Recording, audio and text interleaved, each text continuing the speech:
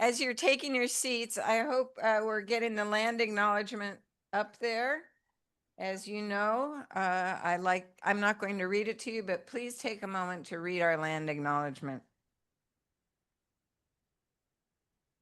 So a couple of days ago, I received this really lovely note in the mail from a member of our club who will remain nameless. But she just wrote and wanted to let me know that she thought I was doing a really good job. The note was unexpected, it was unsolicited, and it was unbelievably appreciated. It made my weekend. That said, I hope all of you were able to write a message to one or two of the students with our Rotary Boys and Girls Club. It really does mean something to someone when they get an unsolicited word of support or encouragement like you are doing with these notes. I want to thank Tatiana Tsirlinga-Spady. Where are you? Thank you for that, for bringing that idea. I think it's great. And maybe we can start a tradition and do this at the start of every school year. I think it's terrific. And also thank you to Jevin and the local service committee for putting this together. I love sending positive messages out, so please keep it up. We have a really great program for you today. After our music and our inspiration, we're going to begin our exploration of our next healthy community element, the economy. I'm excited. We're going to learn more with today's speakers, Brian Surratt and Chris Mefford. More about that in a moment. But first, please welcome Jose Ineguez and Burr Stewart to the podium to lead us in today's song. They will be followed by inspiration from Julie Kang.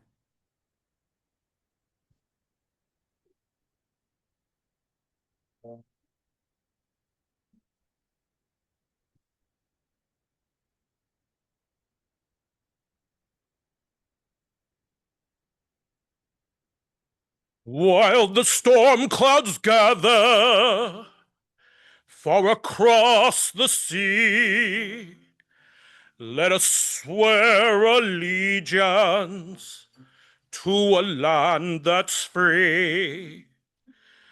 Let us all be grateful for a land so fair as we raise our voices in a solemn prayer. Everyone, God bless America, land that I love.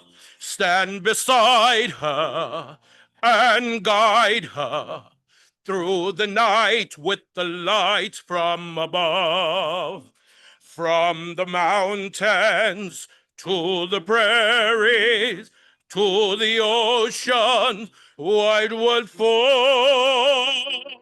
God bless America, my home, sweet home. God bless America, my home, sweet home. God bless America, land that I love. Stand beside her and guide her through the night with the light from above. From the mountains, through the prairies, through the oceans, topped with foam. God bless America, my home, sweet home. God bless America, my home, sweet home.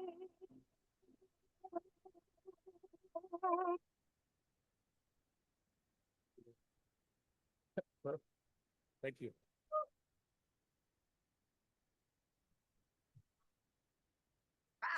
Good afternoon, Rotarians and friends. You may be seated. So, going along the theme of economy, I want to share an inspiration. And I want to share the strength of a regional economy begins with vision and courage. Jim Young Kim, the Korean American who became the 12th president of the World Bank, once reflected, I was born in 1959 in Korea when the GDP per capita was less than $100. Economists called it a basket case. And now, everywhere I go, people say, we think we can do what Korea did. That remarkable transformation shows what's possible when people believe in building for the future. Korean Americans carry the same spirit today. Right here in the Pacific Northwest, 54 Korean American community leaders, including our family, came together to establish the Pacific International Bank in 2001, a bank built by the community for the community so that small ethnic community businesses can finally access fair and equitable loans. Now it is part of Bank of Hope with 85 branches across the United States. Just as Korea rose from scarcity to strength, Korean Americans and other diverse community members are shaping regional prosperity by investing locally, lifting up neighbors, and ensuring that opportunity is shared.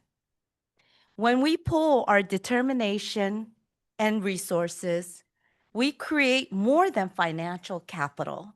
We create dignity, equity, and a thriving future for all.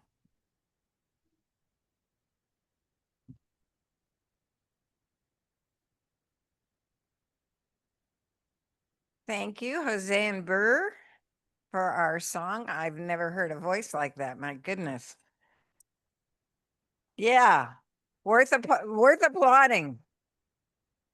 And Julie, thank you for that great message. I also want to thank Dahlia Sharif and Charmaine Vasquez for greeting today, and Logan Riley for serving as our meeting reporter. We have some guests in the room, some visiting Rotarians. Will all of you please stand and be recognized? None of you are standing. I can't see you.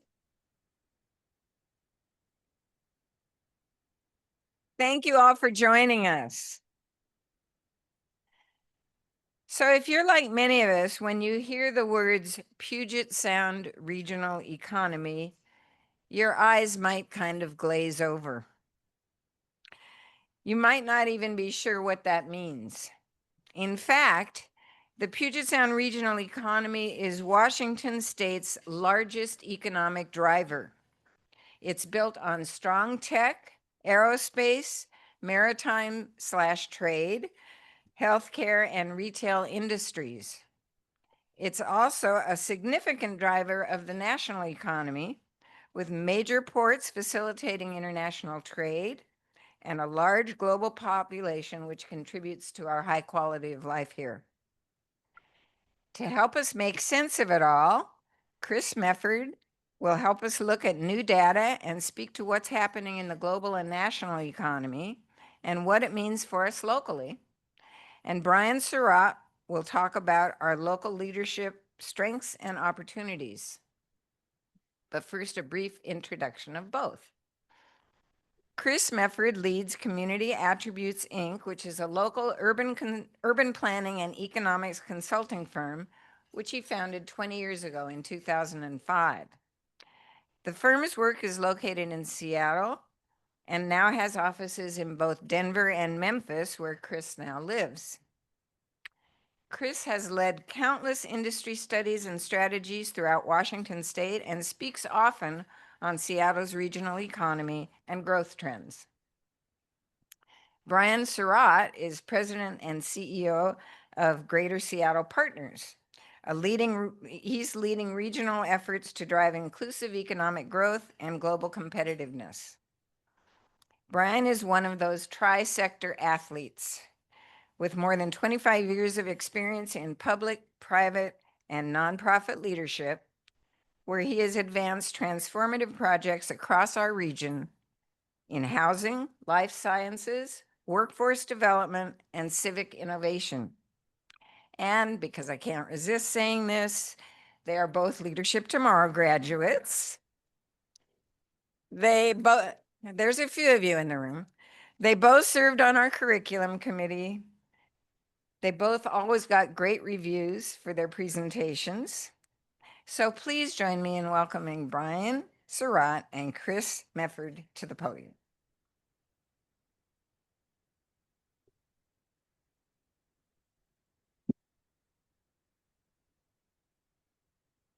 Thank you, Jan. Hello, everybody. Thank you for having me here today. It's great to be here. As mentioned in my bio, I now live in Memphis. I've been there about 3.5 years. My whole adult career is based and rooted here in Seattle. Grateful to see so many great friends in this room. When I come to Seattle, it's coming home for me. And I'm here about once a month. So as one of my friends says, how can we miss you if you don't go away? So there is that. You'll find no bigger fan of Brian Surratt or Jan Levy than me. Brian and I started working together in 2003. I'm grateful for his continued leadership and much more in front of you, no doubt. And I'm grateful to be a part of it, grateful to be on the podium with Brian anytime. Jan, as anyone who knows me has heard me say, when Jan asks me to do something, I feel honored that I'm the one she chose. All right. And that is as sincere as it gets. And I don't recall ever saying no to you for anything. And here I am embodying that here this afternoon. No, my Rotary, I wasn't going to tell my Rotary joke, but now I'm going to tell my Rotary joke. Jan ushered me into Rotary many years ago, back when it was a little bit different system, I think. And I had a yellow name tag and a long list of things I had to do to get a white name tag. And finally I said, the only way this name tag is going to turn white is just through age, if it fades. I says, I'm never going to get through that list. It's a 20-year-old story or so, or something like that, this old Rotary. Anyway, let's move on and talk about the Seattle economy, please, what I'm here for. I'm optimistic. If I keep pointing this somewhere, something good will happen. There we go. Or is this just, are we faking it? Are you moving it forward as I do that? That's good. Okay, you can keep moving then. You can move past this. So the regional economy, you can go on to the next slide, please. I'm grateful for that frame, the way things were discussed.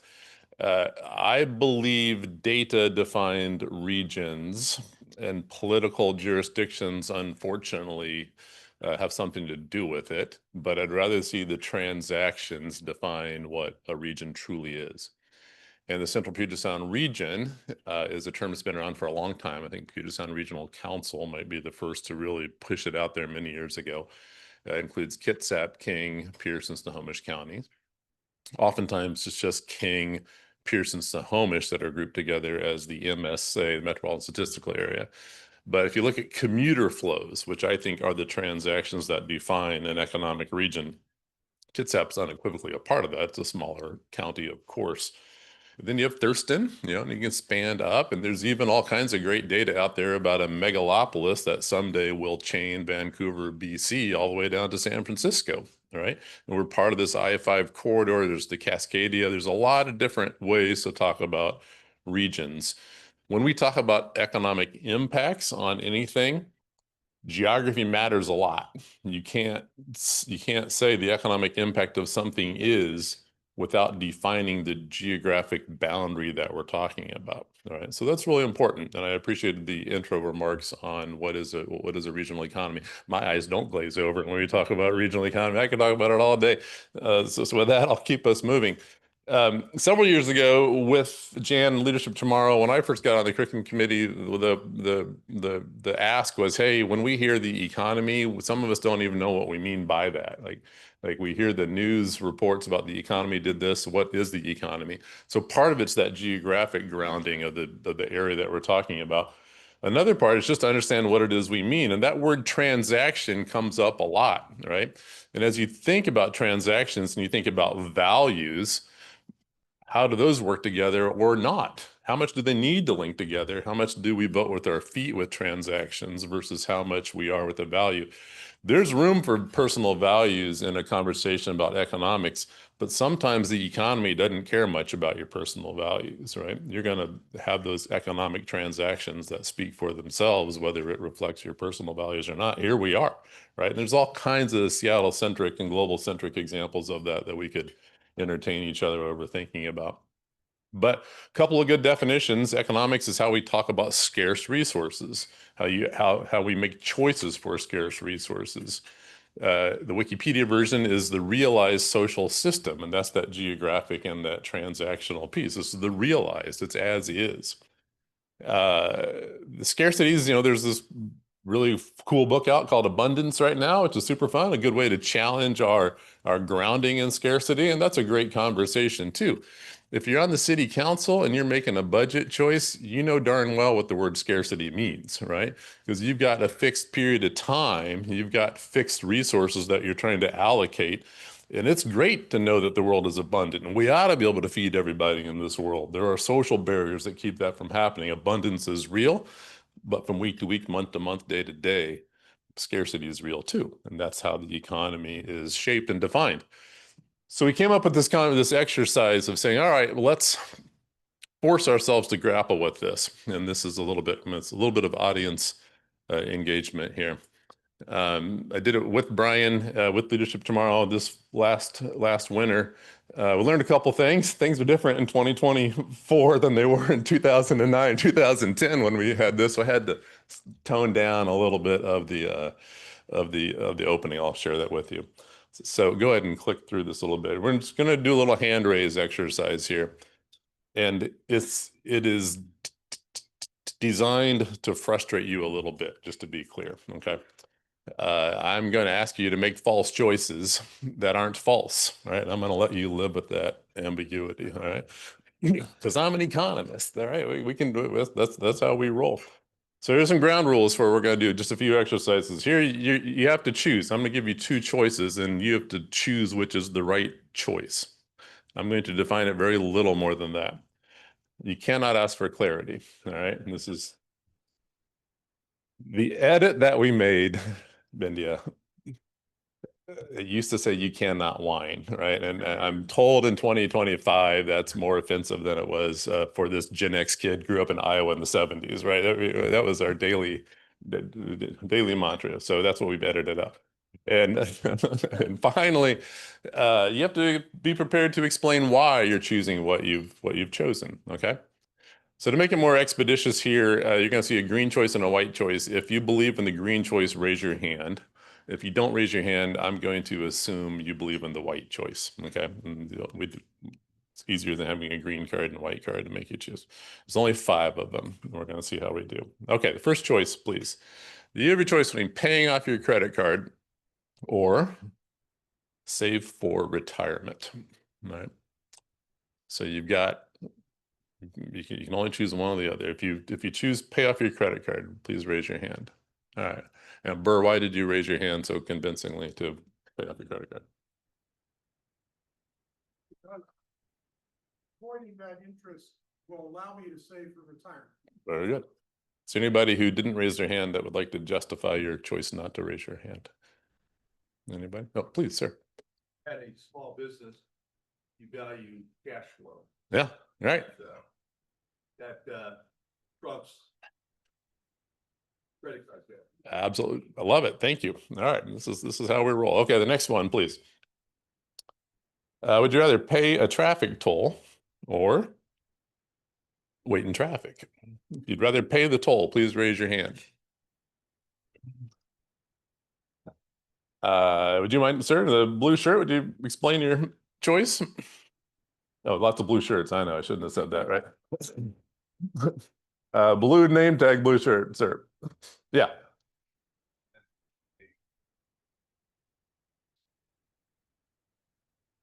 All right.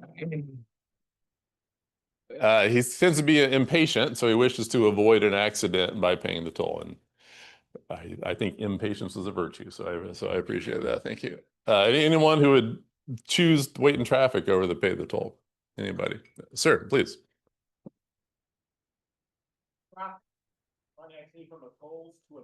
Very good. Thank you. Thank you.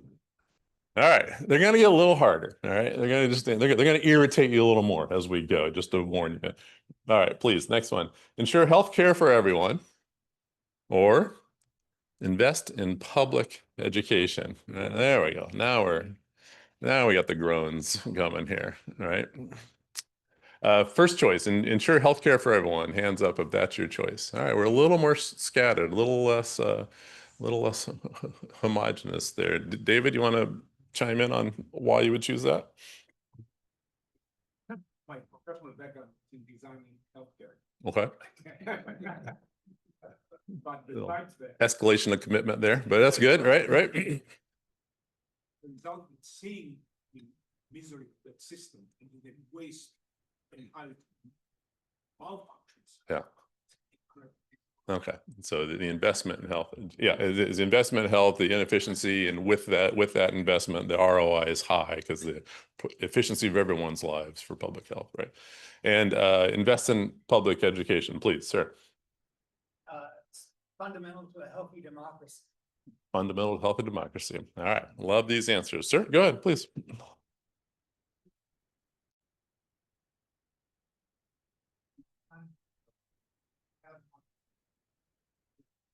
All right. It'll takes care of itself. Education ripples through to investment and ability to pay for healthcare. All right, thank you. All right, next one. Tax cuts for Boeing. Not that we're getting personal here or anything, but tax cuts for Boeing or invest in technical training programs.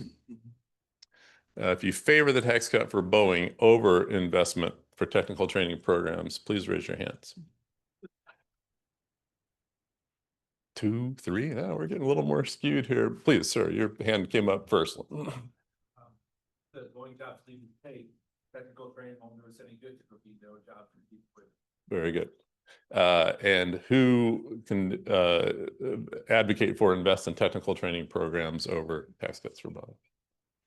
Anyone? No, please, miss. If well-trained people, Boeing is more likely staying here without the tax benefits. Okay. Well-trained people, Boeing's more likely to stay here without the tax benefits. The thinking behind this one is to appreciate that I might be quantitatively off, but ideologically, I would say no one invests in technical training programs in the state of Washington more than Boeing. All right.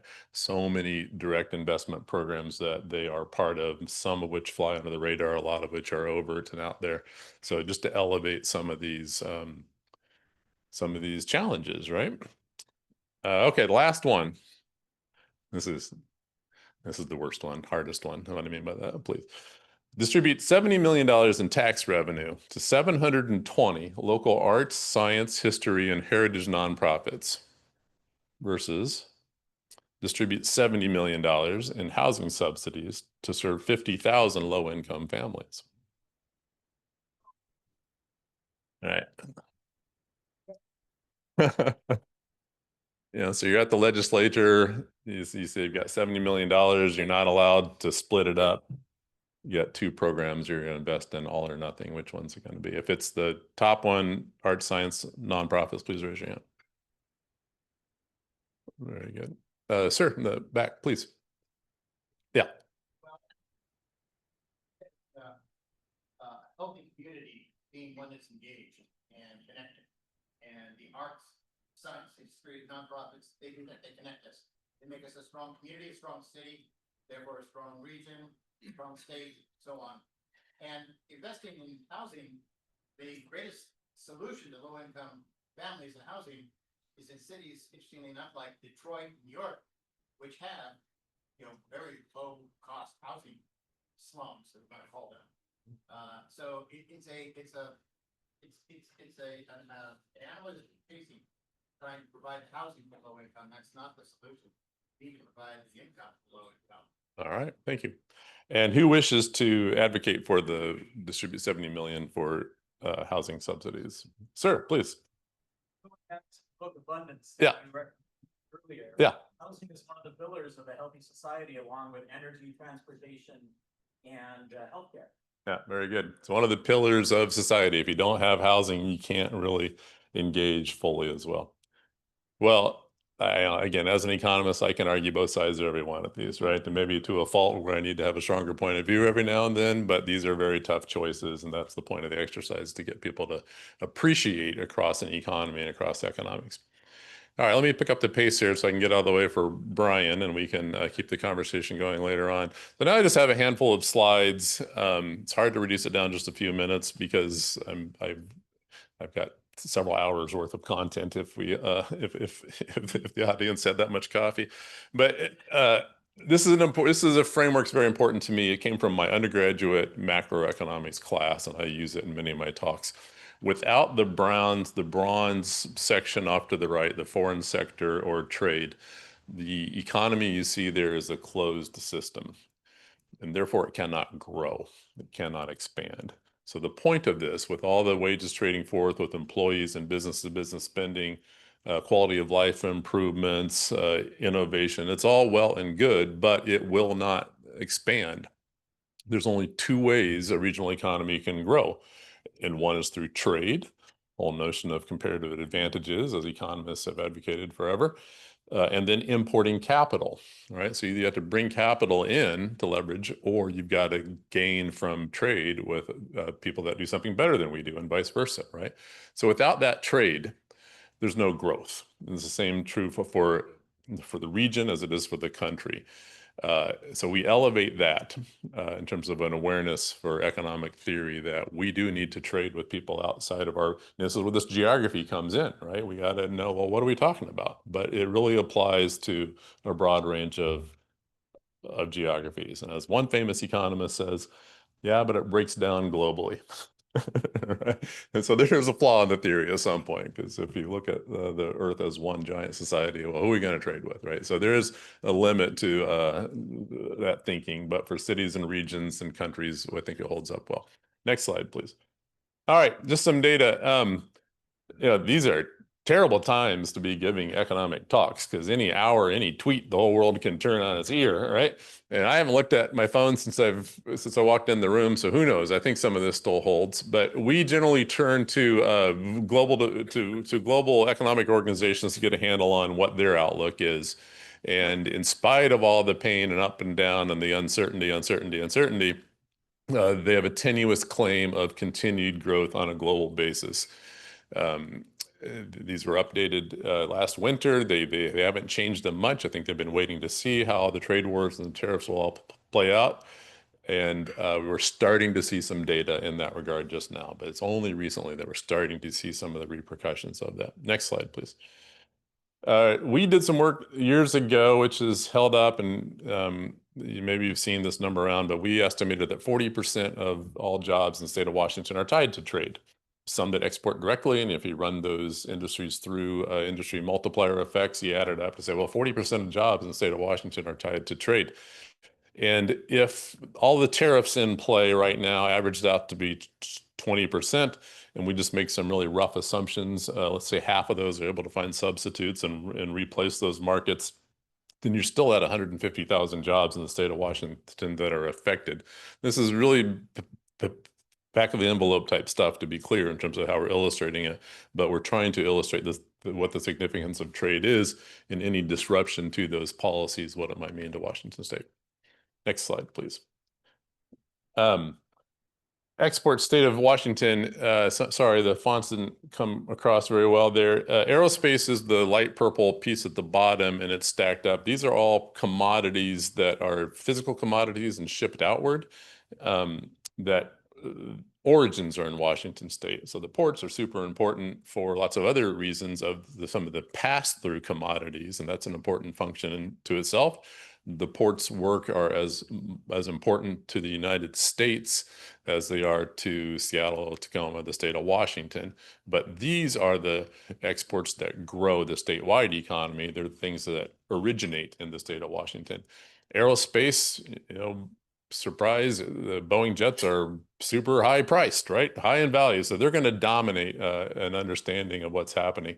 What's not shown in these data, because they're harder to track, are the services exports. And that's super important.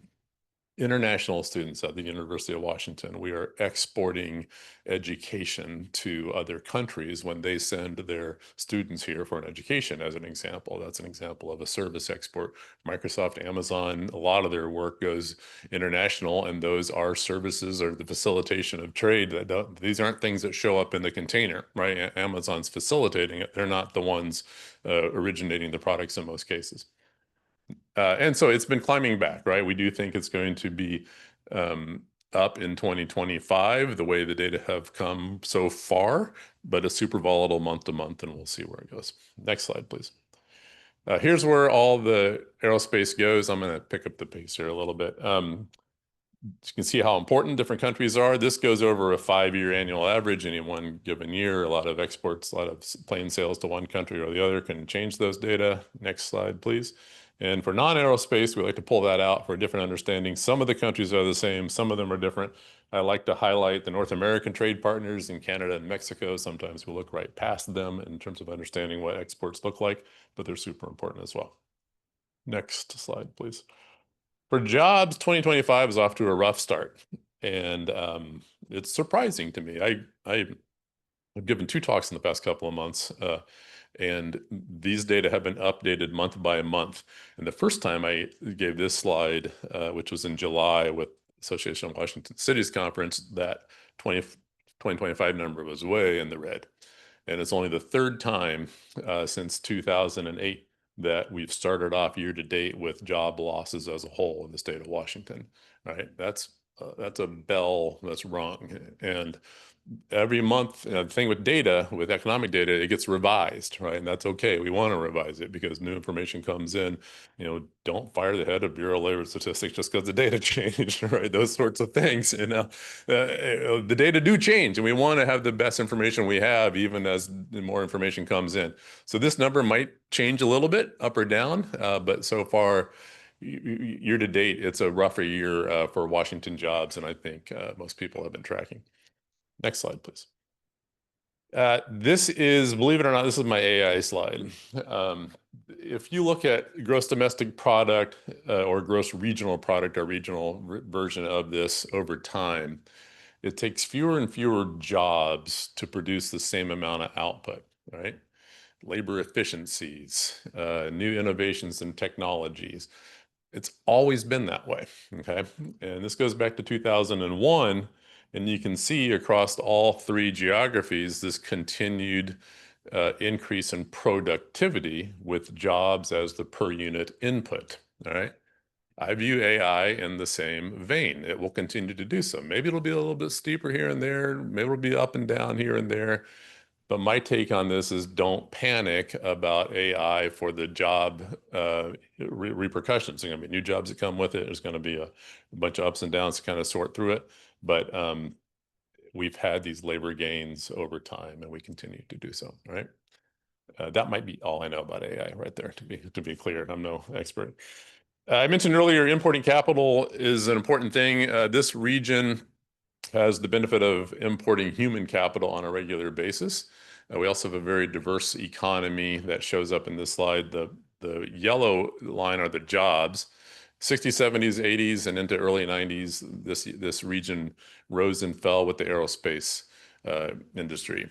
When Boeing would have layoffs, people would stop moving. When Boeing would hire people, more people would come in. You could just trace them in parallel fashion for those decades. It wasn't until Microsoft explicitly in the early 1990s diversified our economy to shake up that cycle, right? And that began what I think is a real golden era of this region of a very well diversified economy with talent moving in with many opportunities. So there you can see the yellow jobs can go up and down from year to year, and people keep moving anyway because of the diversity of the economy and the opportunities that are here. Next slide. Okay, just a couple more here. We're with tariffs and everything, people are worried about inflation. It is up a little higher than we've wanted it to be. We'll see how it plays out. These are still new repercussions. Next slide, please. Interest rates, of course, I think I think they get too much attention. The federal government has many other tools that can influence inflation, but it's only the federal exchange rates that get the attention. I believe interest rates are not high. In fact, you want to go to the next slide, please. I think I've got a slide on that. If you look at mortgage rates for a 30-year average and the federal funds rate, which is the interest rate that they talk about with the Fed changing things, from a historical perspective, a modern history perspective, it's really not high, right? It's back to where it should be as an industry average. Is it a critical input to housing affordability? Of course, absolutely. Is it painful transitions? Yes, absolutely. There's a whole lot more going on with the affordable housing crises than just the interest rates. But I do believe it should cost to borrow money. I think we learned that in the 08-09 crises.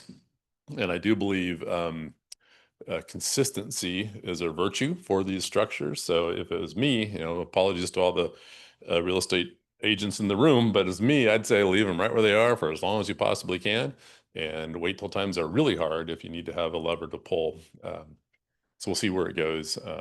There's politics involved, and the optics of stock market now that people hang on with every little up and down, which I think is pretty ridiculous. But as far as the economy goes, interest rates aren't high. They're right in the middle, in my opinion. Next slide, please. Home prices in Seattle. I don't need to tell anyone in this room that housing is expensive here and has been going up and up. I will tell you it's a whole different thing to live in a different part of the country where home appreciation does not exist, and that's real. That changes a lot of your perspective on housing and wealth and barriers to entry. It's an interesting conversation across the country. Next slide, please. In Washington State, this is my last data slide for you to transition to Brian after this next slide, 2 slides here. This is statewide, this challenge. Well, all this is showing you, the orange bars are showing you that in 2015, relatively lower income households had a better shot at buying a house than higher income households in every region across the state of Washington. So the upper bar of all these pairs for 2024, the blue bands are the upper income households on a percentage basis. So this shows you vividly that only higher income families are able to buy homes now, much more so than was the case just 10 years ago. So it's a real problem. It's a national challenge with local solutions. Okay, one more and then over to Brian. Finally, this is our approach to economic development, segue to Brian and Greater Seattle Partners, a really important regional economic development organization.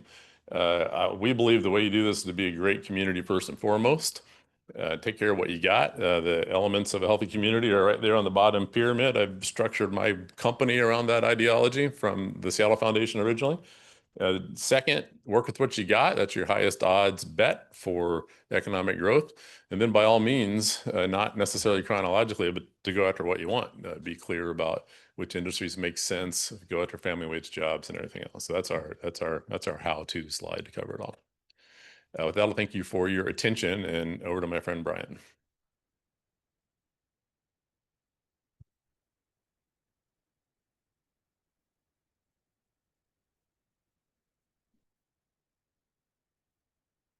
Good afternoon, everyone.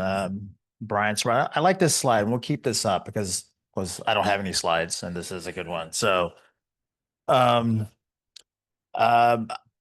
only speak for a few minutes, and then I would like for Chris to come back up, and we'll do a Q&A because there's a lot that Chris just laid out. And what I love about Chris's presentations, I've seen this a lot from you, and but what I love about it is it's context, right? And we live in a moment in time where the moment is the thing, and we're bombarded with information, data. Some of it's good, some of it's not. And what Chris provided was the road that we've traveled nationally, locally, to where we are right now. And where we are right now is this deep sense of uncertainty, just point blank, right? And as business leaders, as community leaders, as folks who've run organizations, whether they're for profit or nonprofit, uncertainty is the worst thing that can be hovering over us, right? You can't make hiring decisions, you can't make budget decisions, you can't make investment decisions. You're just paralyzed. And that is not a good place to be.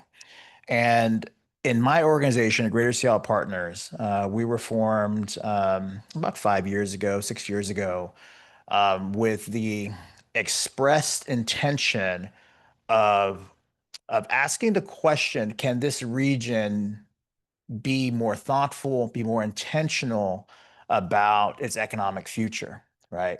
And we all know the historic trajectory of this region. Goes back to, a resource extraction economy, timber, to Boeing, to Microsoft, to Amazon. There's a through line there. And many of those things were by accident.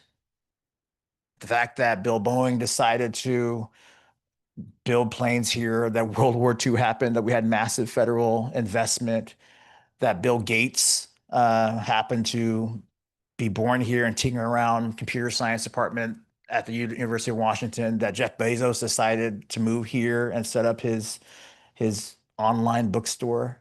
And we've almost been a series of accidents. And so the question becomes, how can we be more intentional about our economic future? And it's hard now, right now, when we're in an era of uncertainty. Some of it's self-inflicted by national politics, national policies, and one could argue local policies as well. And so I think through the lens of my daughter, who is just starting college, and I'm thinking about the prospects of her economic future. What does that look like? Um, Affordability. Will she be able to afford a place to live? Um, what are her job prospects? What does that standard of living look like? And when I think about my organization, obviously I want that economic engine to keep churning of new investment coming into this region.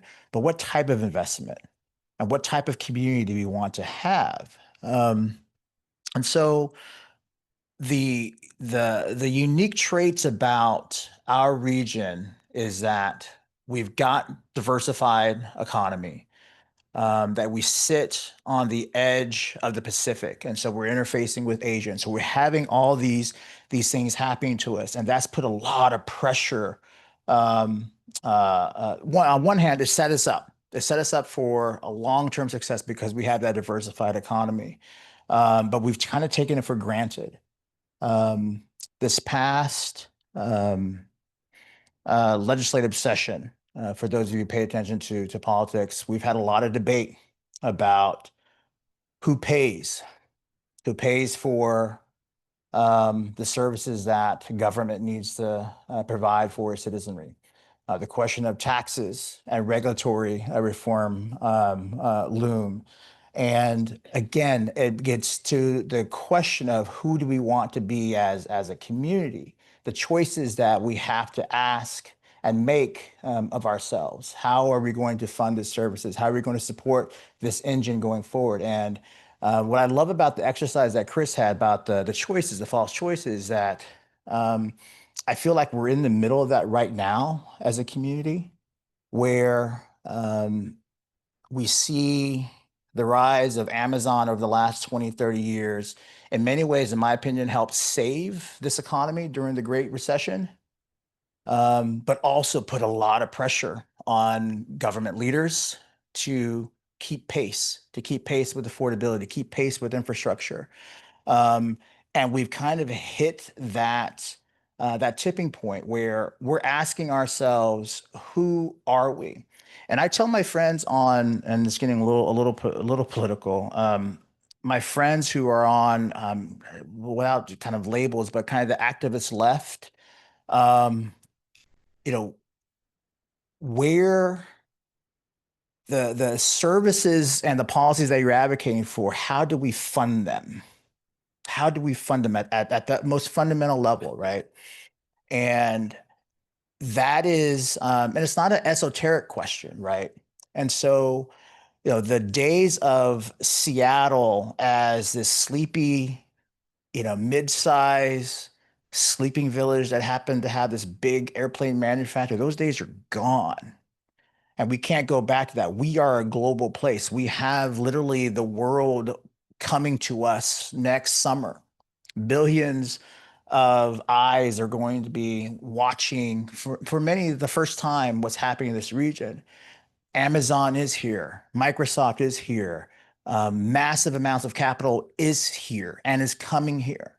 And how do we reconcile the need to make sure that this place remains as accessible as possible is really, really important. I had that in my bones, as someone who identifies as a progressive. How do we make sure that this place is a place where as many people as possible? And at the same time, how do we make sure that the economy and our unique assets really, really are allowed to shine? And how do we support them without undermining them? And that's a tension that we are struggling with every single day. Um, the it's always interesting when part of our job at Greater South Partners is to recruit businesses from around the world, around the country, and the perception of our city, of our region, is so different when you talk to international businesses and domestic businesses. As a matter of fact, on Friday, we're hosting a group of investors from Italy. The largest bank from Italy is coming to Seattle to visit. But we're also talking to commercial real estate brokers and site selectors across the country who say, "Oh my God, Seattle is what's going on." We're kind of lumped in with all the West Coast cities. Okay, it's in disrepair, poor governance, and et cetera. And the interesting thing about perception, there's always an element of truth in how you see a place. International investors see Seattle in this region, they see Boeing, they see Amazon, they see Microsoft, they see the University of Washington as assets that they want to be tied to. And so the question is, how do we make sure that those assets and all the other related assets are taken care of? But on the flip side, the perception that this place is expensive, that we have a crisis with homelessness, that we have a crisis with drug addiction on our streets, that's real too. And so when I work with our leaders and our policymakers and my team, we're trying to reconcile that. Greater Seattle Partners, we're not an advocacy group. I don't want us to be an advocacy group. We're boosters for this region at the end. At the same time, I work with our advocates to say we've got some red flags that we need to be mindful of if we really want this region and economy to continue to be what we hope it to be. Um, the when I think about the economy, um, it's it's such a personal thing. We all have our own stories about how we interact with the economy. And this past Leadership Tomorrow session, what I loved about, we talked about story and our personal ties to it.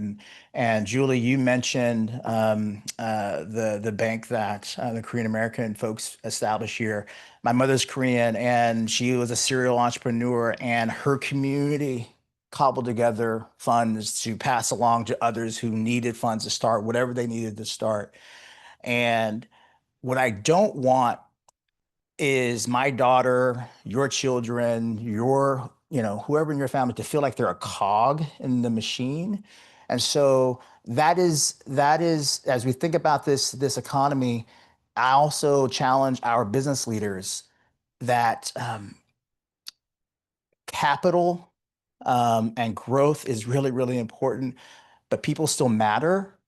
And so how do we reconcile those things too? And so I'm kind of rambling right now, but what I love again, tying, my thoughts and observations kind of where we are right now with Chris's presentation is we're in this really unique, unprecedented time that I still believe in the fundamentals of this region that we can come through with our values intact, but we have to make some choices. We have to make some pretty hard choices on how we want our community to be. And I still do believe that we can be this progressive place that's also prosperous and has room for all of us. So with that, I would love for Chris to come back up here, and I think we'd grade some Q&A. Do we have any time for Q&A?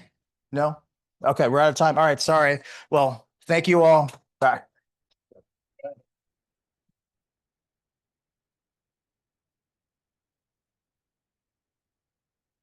I'm sorry we're out of time. You have too much to say. As a thanks for your participation today, the Seattle Rotary Service Foundation has provided 600 servings of healthy produce. I'm trying to get up on this stool, but I keep missing it. There you go. Healthy produce to those in need through Harvest Against Hunger. That's being presented in both your names. Thank you again for joining us. And thanks to those of you who have already donated to SRSF this year. I have. That allows us to provide this generous support. So thank you for you guys. Thank you. And they'll be around so you can grab them afterward for questions. Thanks to REB Enterprises and Carl Benke for your support this year. Thanks also to Bloodworks Northwest and Baird, the Westland Morse Group, for their sponsorship support. Do we have any announcements, Nicole? Yeah. All right. So this Saturday, remember we moved the produce glean to this Saturday. We have the QR code up if you want to come. And next Wednesday, we have our evening at Fair Start. We have a great turnout. Thanks of you who have registered. We have about 30, 35. So that'll be fun. We did make a gift to them, so it'll be a really great informational. The next meeting we have is Wednesday, September 17th. It'll be at the Rainier Club with John Scholes and Markham McIntyre. And then the following will be our Zoom only young member panel with 3 of our members here. We have Jen, where'd she go? Gladish. There we go. And is it Garen Wedeking? Is he here? Stephen Morse, where'd he go? He's not here today. So, and narrated by Dorothy Bullitt to just hear about some of the things we talked about today about economy and what is on their minds and what has changed since some of you were thinking about housing and children and education. So it'll be a great panel to hear about from your home or your office. Those are my announcements. Thank you. Okay. Thanks, Nicole. I recently saw this TV commercial where there was this young kid standing in a kitchen surrounded by adults, and they mentioned something about the economy. And so the young boy asked, "What's the economy?" And they all hem and haw. And one of the adults says, "Well, what isn't the economy?" And another says, "Oh, where to start? It's so many things." When none of them can give him a good answer, he sighs very audibly and he says, "I'll just go look it up." Hopefully, like me, you have a little bit more knowledge about our regional economy after today's presentation, and you will be able to answer that question better. Thank you all for joining us. I hope to see some of you next week at Fair Start and on September 17th when we're going to look at the recovery of our downtown with Markham and John. We are adjourned.